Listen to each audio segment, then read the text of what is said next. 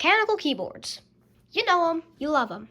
They're mechanical keyboards. But what you probably don't know is how to remove the keys easily without a tool. All you need is a mechanical keyboard and 2 paper clips. That's about it. So, I already removed a lot of these keycaps. So, I'll show you with the enter key.